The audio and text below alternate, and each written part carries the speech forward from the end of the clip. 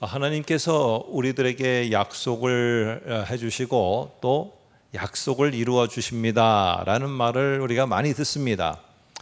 그런데 사실 하나님께서 우리들에게 약속해 주십니다 라고 할 때 우리들의 성도들의 마음속에 또 우리들이 또 생각하고 있는 것들 속에는요, 하나님이 축복을 약속해 주시고 그 축복을 성취해 주십니다 라는 것만 우리들의 머릿속에 있게 되어집니다. 그러나 하나님의 약속은 축복만 있는 것이 아니고요, 하나님의 약속에는 하나님의 저주도 함께 있습니다.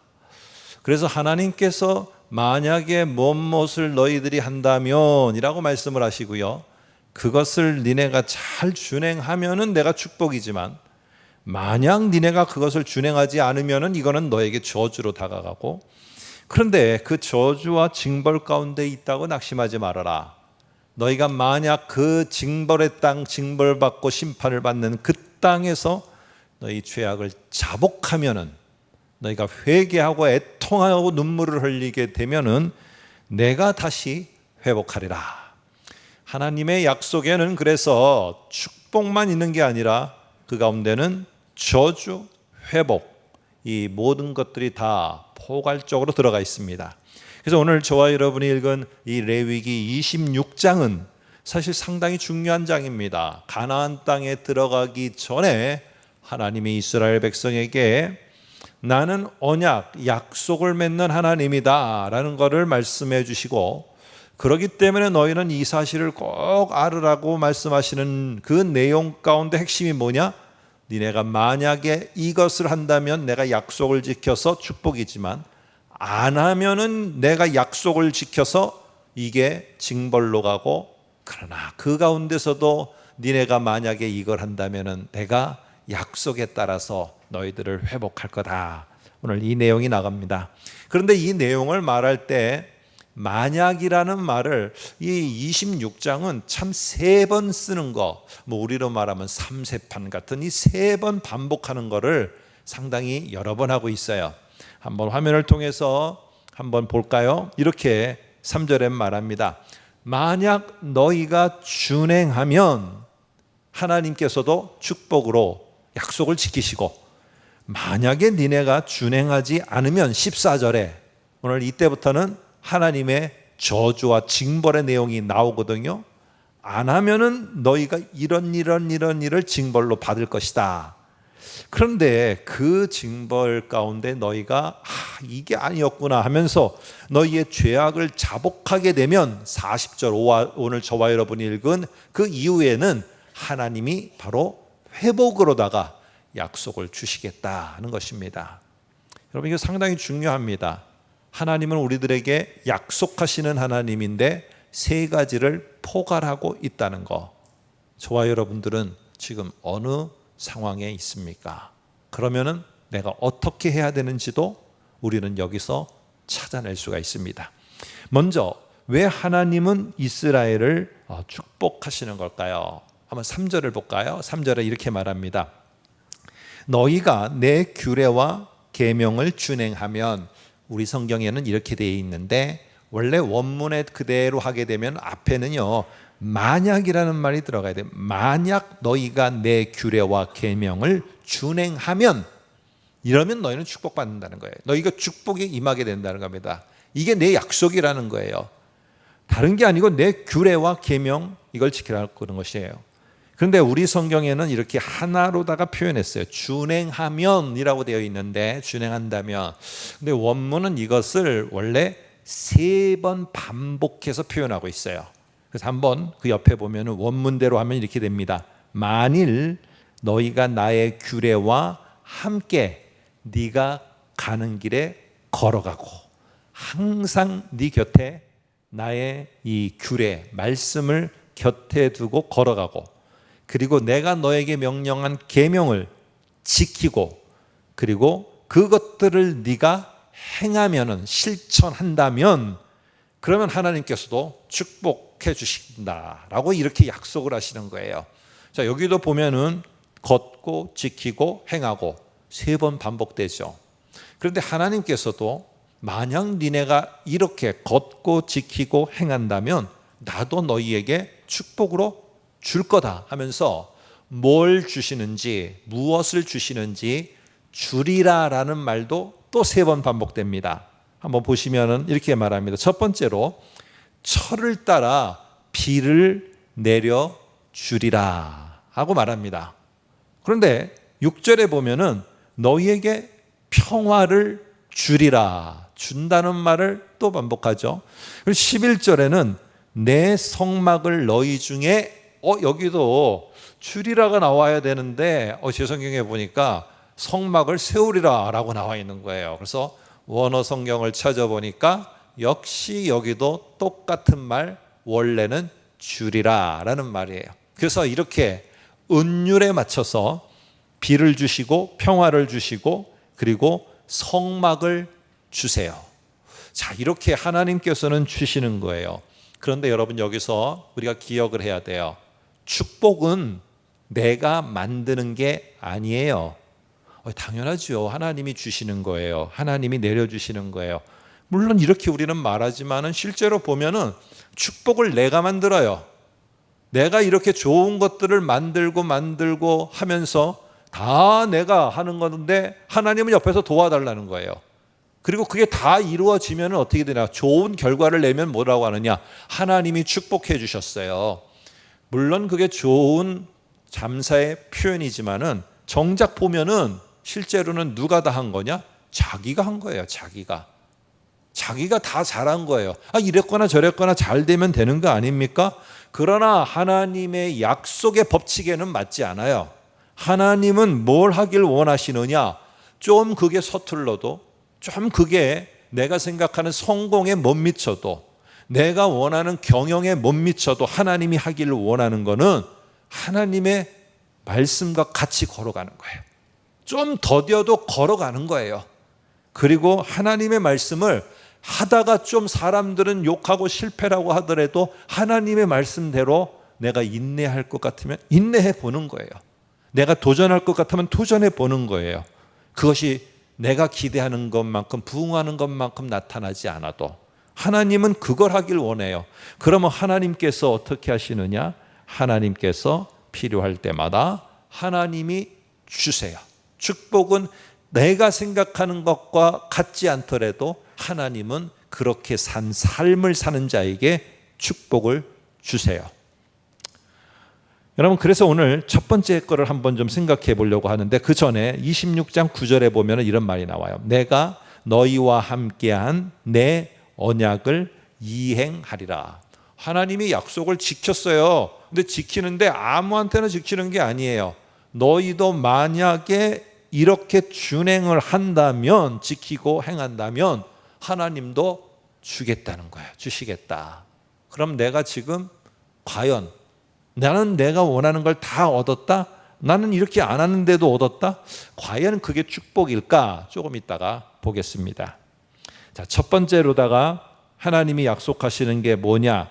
내가 너희에게 26장 4절에 보니까 철 따라 비를 주리니 땅은 그 산물을 내고 밭의 나무는 열매를 맺으리라. 중요한 거는 뒤에 열매 맺는 게 여러분 핵심으로 보시지 마시고요. 철을 따라 비를 주는 거예요. 그래서 이거를 다른 말로 하면은 성경에는 이른 비와 늦은 비라고 그래요. 그래서 이른 비는 우리는 봄철에 씨를 뿌리지만 이스라엘은 봄철이 아니라 우리로 말하면은 늦가을에 씨를 뿌려요. 그래서 10월, 11월에. 그런데 이때가 되면은 이 건기, 비가 안 오는 그 계절이 쭉 지속되다 보니까 사실 이게 땅이 딱딱해져 있거든요. 땅이 딱딱해져 있어요. 사실 여러분들 팔레스타인 가면 우리 말씀드린 것처럼 구정 지나고 좀 3, 4월 되면은요, 그때부터 푸른 거 볼 데가 없어요. 푸른 거 볼 데가. 그때가 되면 벌써 추수는 다 하고 뭐 거리는 다 황량하고요, 풀들은 다 말라 비틀어져 있고 이런 거밖에는 없어요. 그런데 오늘 여기에 10월, 11월이 되면은 건기로 딱딱한 땅이 이른 비가 촉촉히 내리면은 이게 땅이 굳어졌던 땅이 딱 풀어지고 씨가 쫙 거기에 심기면은 안정적으로 뿌리도 내리고요. 그리고 성장도 해요. 성장도 해 나가요. 그러면서 이제 늦은 비가 와야 될 때가 있어요. 이게 3월, 4월이에요. 요때에 비가 안 오면 큰일 나요. 다 우리로 말하면, 소위 말하면은 알곡 없는 쭉쟁이 같은 것들만 남는 거예요. 근데 요때 비가 오고 잘 되어야지만 뭐가 되느냐, 이 곡식이, 특별히 알곡이 거기에 아주 연그러지고요, 좀 거기에 알차지고 이렇게 되어집니다. 그래서 이 이른 비와 늦은 비가 잘 보면은 어떠냐 하면은요, 좋은 시작이어야 돼요. 근데 좋은 시작이 성취까지 가도록 이거를 누가 책임져 주겠다는 거냐? 이른 비와 늦은 비에 이 하나님이 주시겠다는 약속을 통해서 하나님이 책임져 주시겠다는 거예요. 여러분, 시작에서 성취까지 가는데 광야가 없을 수 없어요.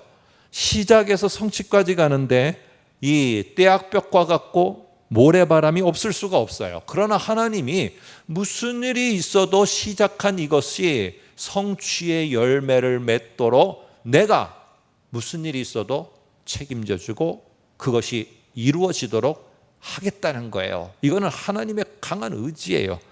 여러분, 그렇기 때문에 오늘 여기에서 중요한 것은요, 오늘 우리가 해야 될 게 있고 하나님이 해 주실 게 있어요. 이게 바꾸면 안 돼요. 하나님이 해 주실 것을 막 내가 하고 막 밀어붙이고 하나님 도와달라고 이렇게 하면 안 되고, 내가 하게 될 거를 놓치면 안 돼요. 사업을 하시던, 직장 생활을 하던, 새로운 가정을 이루셨던, 인간 관계를 맺고 하나님과 신앙의 회복을 원하던 꼭 기억해야 됩니다. 자, 이런 관점에서 3절 4절을 한번 다시 볼까요? 이렇게 말합니다. 만약 너희가 내 규례와 계명을 준행한다면, 이거는 우리가 해야 될 일이에요. 우리는 뭘 해야 되느냐? 계명과 규례와 계명을 우리는 걷고, 함께 걷고 지키고 그리고 행하는 거야. 이거 우리가 해야 될 일이에요. 그런데 그러면 하나님은 뭘 하시느냐? 내가 너희에게 철따라 비를 주리라, 이렇게 말씀을 하세요. 여러분, 하나님과 여러분의 관계의 중앙에는 뭐가 있습니까?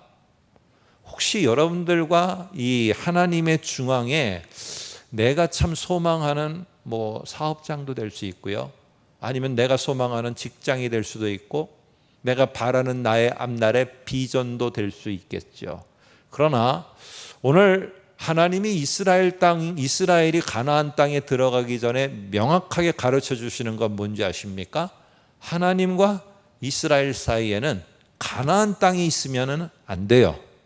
하나님과 이스라엘의 이 관계가 계속 맺어지기 위해서 거기 교량 역할을 하는 것은 가나안 땅이 아니고요, 오늘 그 교량 역할을 하는 것은 말씀이에요. 말씀.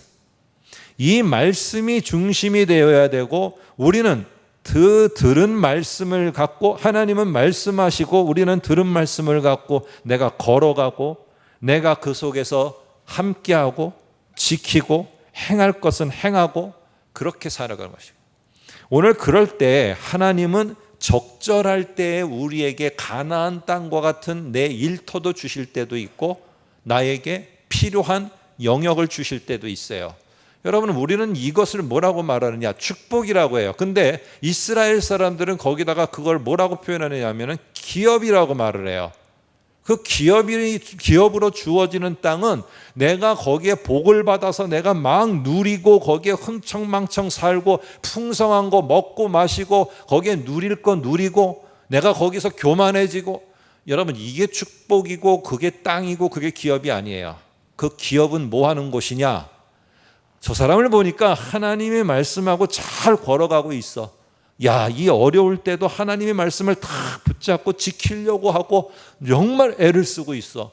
그러한 것들을 보신 하나님이 그 정도의 너라면은 이 땅을 주더라도 이 땅에서 그것을 너는 똑같이 할 것이라는 거예요. 그래서 그 땅은요, 가나안 땅은 하나님이 어떤 분이고 그분이 하시는 말씀을 따라 내가 어떻게 붙잡고 살고 이거를 보여야 되는 곳이 어떤 곳이냐? 가나안 땅이에요.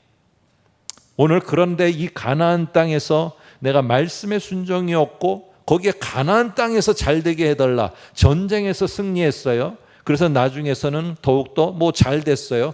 그렇게 돼서 교만해지면 안 되는 겁니다. 그래서 하나님이 약속해 주신 축복 가운데 모든 것을 포괄하는 중요한 축복이 12절에 나와요. 한번 볼까요? 12절을 보시면 이렇게 말합니다. 나는 너희 중에 행하여, 이걸 조금 더 다른 말로 하면, 우리에게 친근한 표현으로 하면 이런 겁니다. 나는 너희가 어떤 일 어디를 가든지 함께 하면서 행할 것이고, 그러면서 그것을 통해서 너희의 하나님이 되고 너희는 내 백성이 될 것이다. 하나님이 약속해 주시는 게 가장 큰 게 뭔지 아세요? 바로 함께 할 거라는 거예요. 여러분, 가나안 땅이, 거기에 가나안 족속들도 살고 있었어요. 이방 족속들도. 그런데 이방 족속들이 가나안 족속들, 가나안의 7 족속들을 향해서는요, 그게 축복의 땅, 약속의 땅, 젖과 꿀이 흐르는 땅이라고 하지 않아요. 그런데 이스라엘에게는 뭐라고 하느냐? 하나님이 주신 약속의 땅, 하나님이 주신 축복과 젖과 꿀이 흐르는 땅이라고 이스라엘에게는 말을 해요. 뭐가 다른 겁니까? 똑같은 땅에서, 똑같은 직장에서, 똑같은 업종에서 내가 일을 하는데 뭐가 다른 거예요?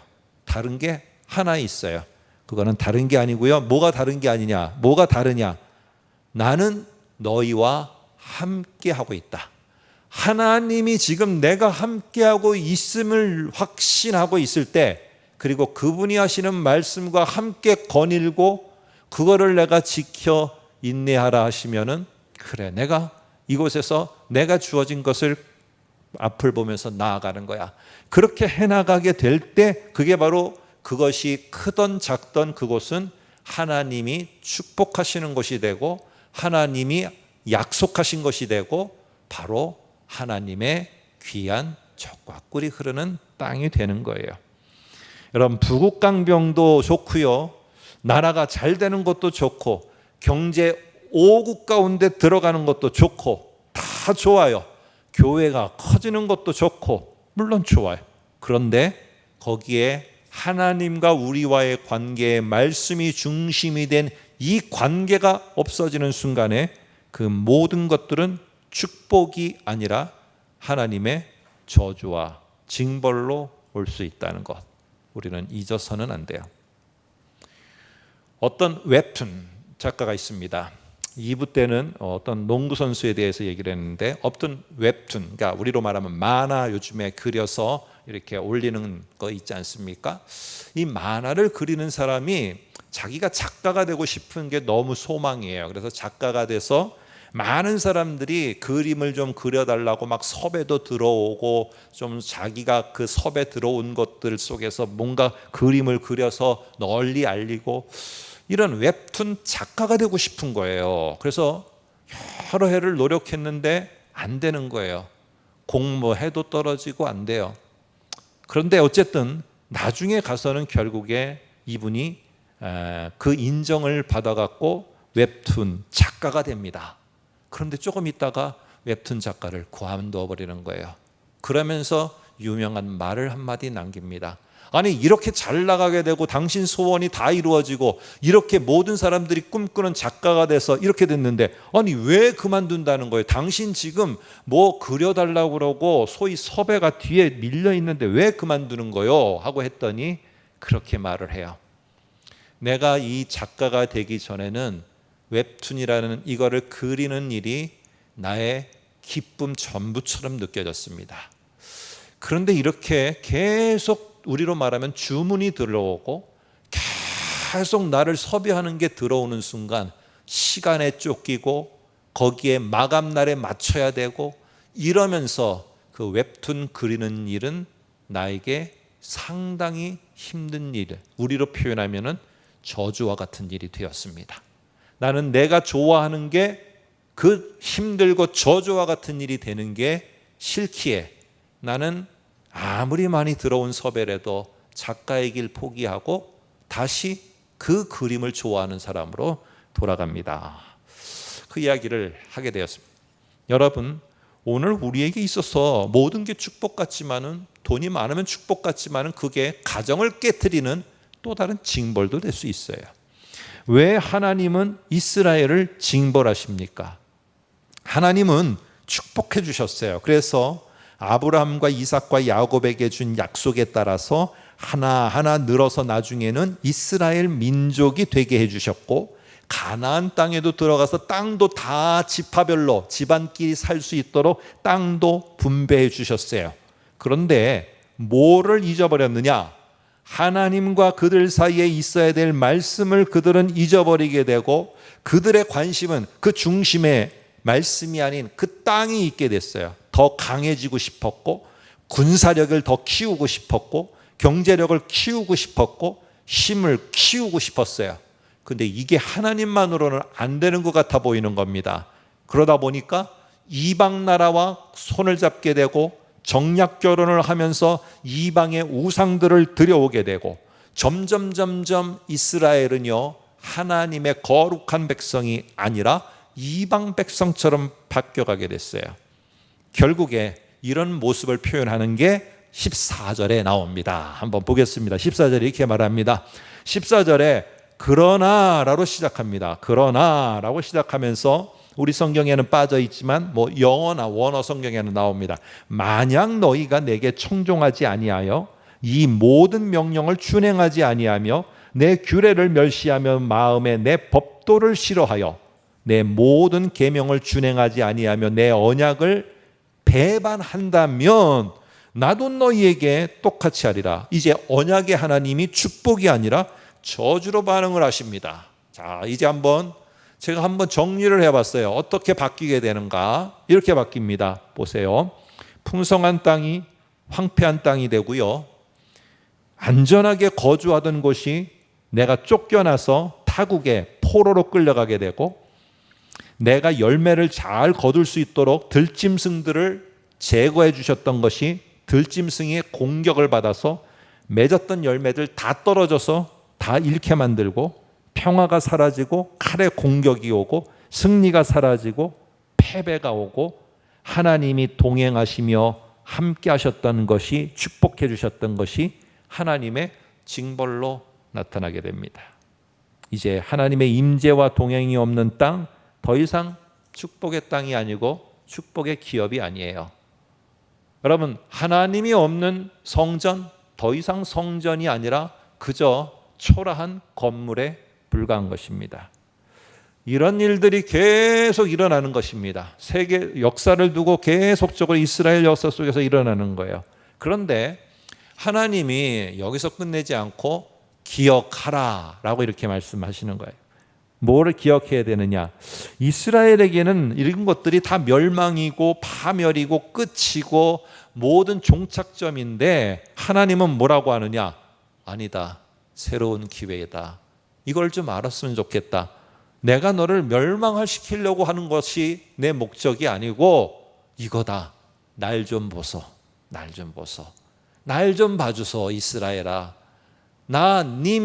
너의 님인 나를 좀 봐달라고, 나 좀 봐달라고, 이렇게 하는 게 지금 내가 너희한테 하는 것이란다. 이게 바로 하나님의 마음입니다. 나중에 44절 통해서 조금 이따가 보고요. 자, 그러면서 한 가지 우리가 꼭 기억해야 될 거, 여러분이 26장을 읽어보면은 이 12절에 하나님이 주시는 놀라운 축복 가운데 가장 포괄적인 축복이 뭐라고 했느냐? 한번 보시면은 12절 다시 보세요. 거기 보면은 하나님이 그들과 함께 행하면서 이런 말을 합니다. 나는 너의 하나님이 되고 너희는 내 백성이 될 것이다. 근데 이 약속만큼은요, 뒤집어지지가 않아요. 이거는 뒤집어지지가 않아.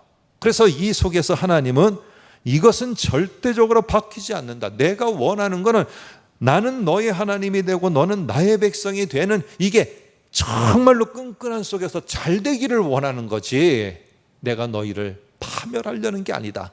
제발 날 좀 보고 날 좀 봐달라고 하나님의 애원하시고 또한 사랑을 부르짖는 소리가 바로 여기에 나오는 징벌의 내용들이라는 거예요. 여러분, 왜 하나님은 이스라엘을 회복하십니까? 말씀을 무시하고 거룩한 삶을 떠난 이스라엘 백성은요, 땅을 잃고 정말로 이방 땅에 포로로 끌려가고 사업은 무너지고 점점 힘들어지고 절망적인 상황은 밀려오고 소망의 뉴스들은 들려오는 게 아니라 어려워지는 소리들만 들려오고 있을 때 이제는 끝났는가 보다. 이스라엘이 생각할 때 너희는 44절을 꼭 기억하라는 거예요.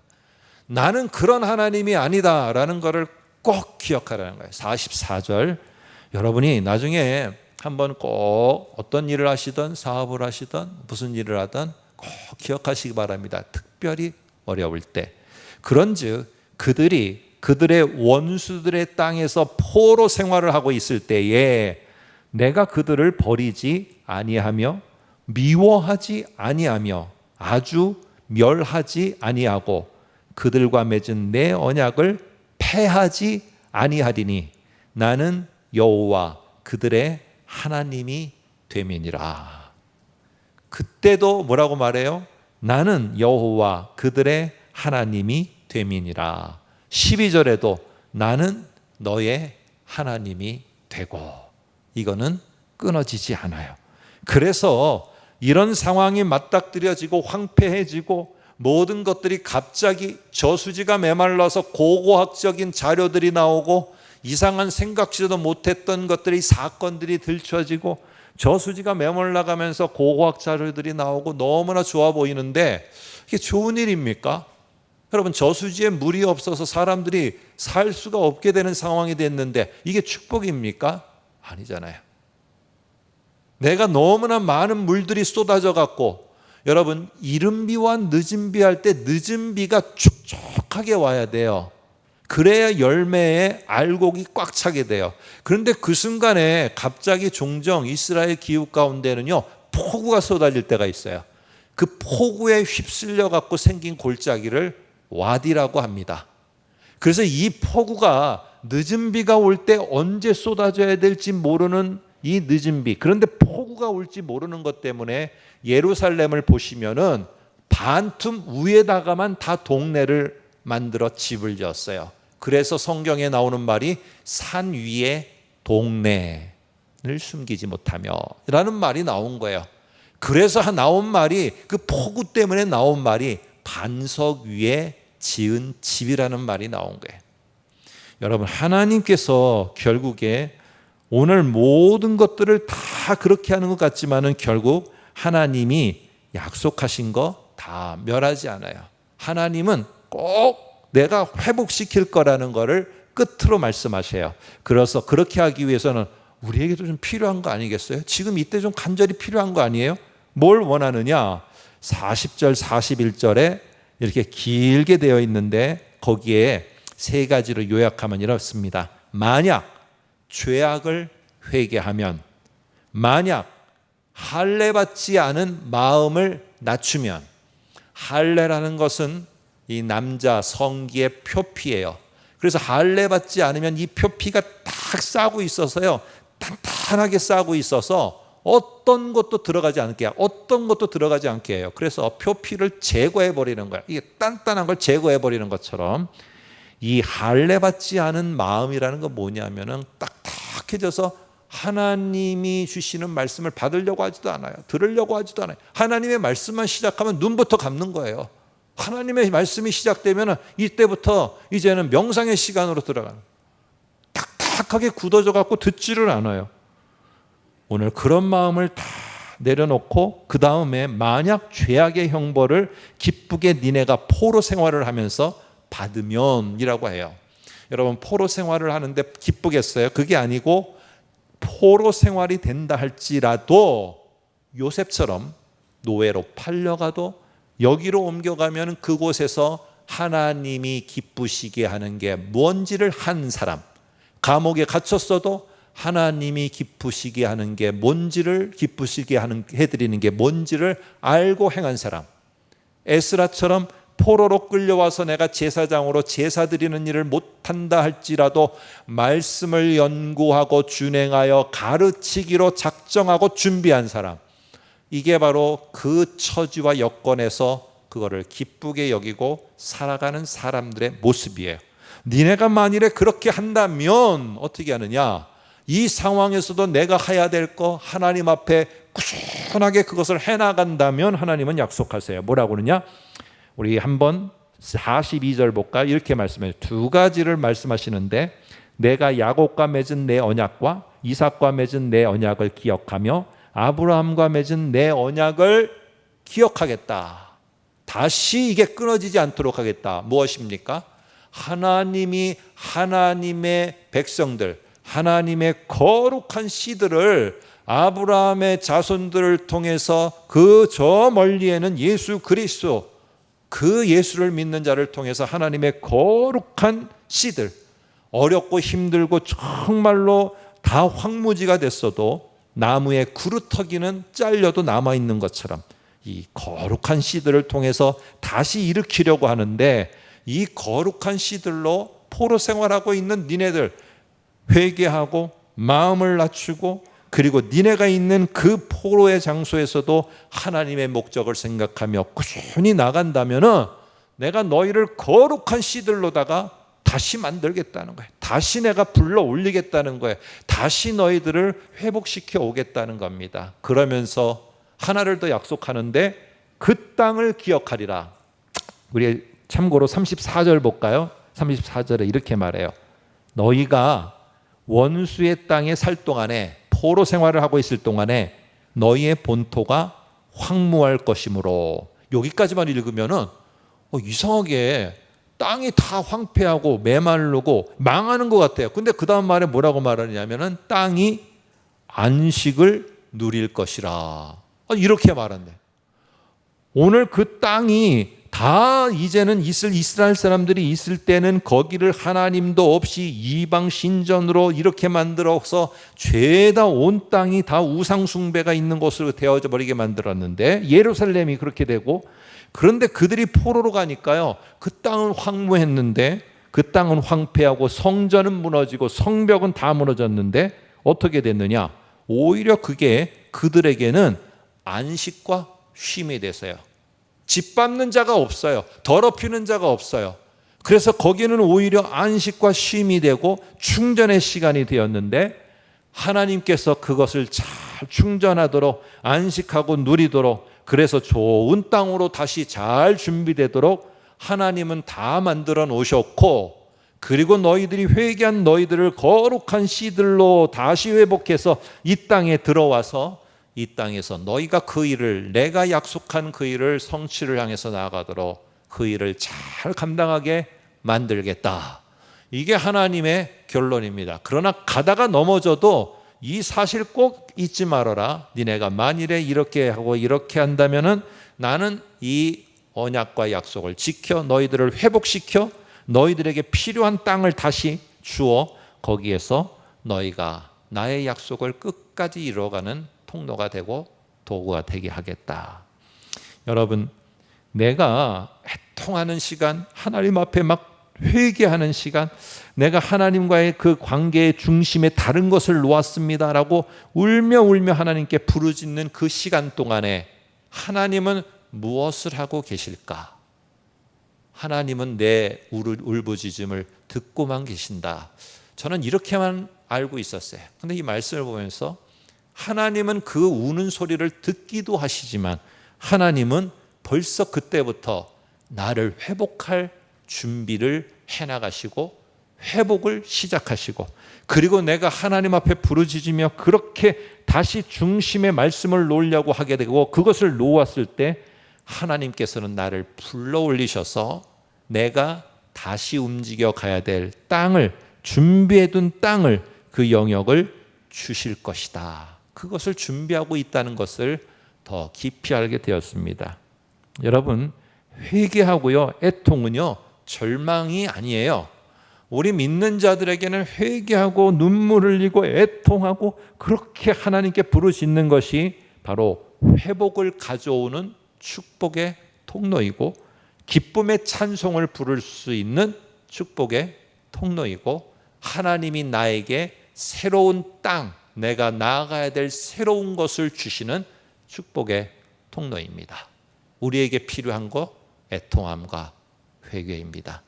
교회가 애통과 회개를 위해서 한번 우리 기도회로 모입시다 라고 우리 광고를 한번 할 때가 있으면은 여러분들이 꼭 함께 해 주셔서 이 나라와 이 특별히 이 백성들, 우리 모든 교회들을 위해서 여러분들이 그 자리에 꼭 함께 해 주실 수 있기를 간절히 부탁드립니다. 기도하겠습니다.